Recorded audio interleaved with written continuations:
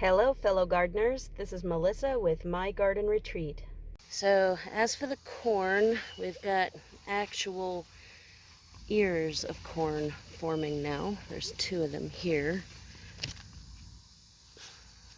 And there's a couple of those on each one of these plants. There's 1, 3, 4, 5, 6, 7, 8. There's like between 8 to 10 plants here. Yeah, so when you start to see a little bunch coming out that looks a lot like this, like not just long straight leaves like these, but little clusters of leaves bunched together, that's going to be an ear of corn. So you're eventually going to start seeing, they're going to get a little bigger and you're going to see the silk hairs growing out of it. And that's when it's time to start pollinating.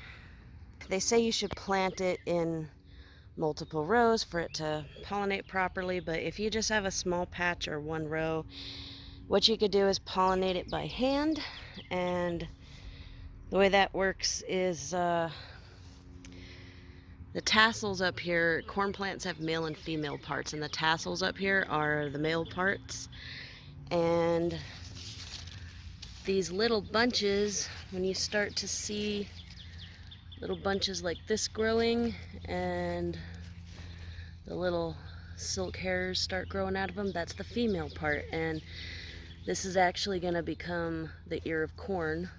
To hand pollinate it, you can either grab and slide all the seeds off into your hand, or you can break off this little antler off the tassel, like so. And you can actually see the pollen dust moving around if you look really carefully. But so you take the antler here and see all of these little silk hairs. Each one of those hairs is going to be a corn kernel down inside the ear of corn. So each one of those hairs has to get pollinated for them all to make lots and lots of little corn kernels all over the cob. So if you've ever peeled open an ear of corn and saw that half of it didn't have any corn kernels, it's because a lot of the tassels didn't get pollinated. So you can just kind of shake this all over those silk hairs and kind of rub them all over each silk hair to make sure that they all get pollinated. Some of them fell down in there, so, and you can't overdo it because the more you do it, the better. But they say that you shouldn't wait longer than maybe a day or two to a week to get these pollinated, because after that they'll start drying up and then they can't be pollinated. But again, you can also scoop the seeds off into your hand and drop them into the silks like that. That kind of helps.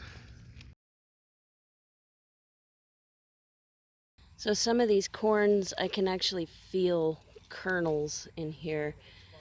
And I'm gonna check this one.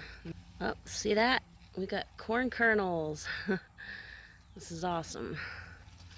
So when they're not quite ready, they're gonna be closer to the stalk here, but when they start leaning out like this and the silks are turning brown, and when you check them and there's kernels and then you puncture it with your nail, if the liquid inside is milky, it's ready. If it's clear, it's not quite ready. This one was milky, so I'm going to go ahead and harvest this.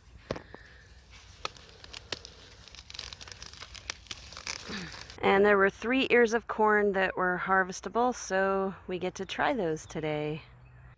Looks like we did a good job of pollinating because we got kernels all up and down the whole cob all the way around.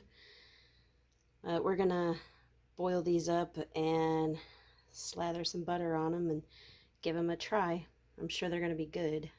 That's it for this video. Don't forget to comment, like, and subscribe. Click the little bell so you'll be notified when we post a new video. Thank you for watching and happy gardening!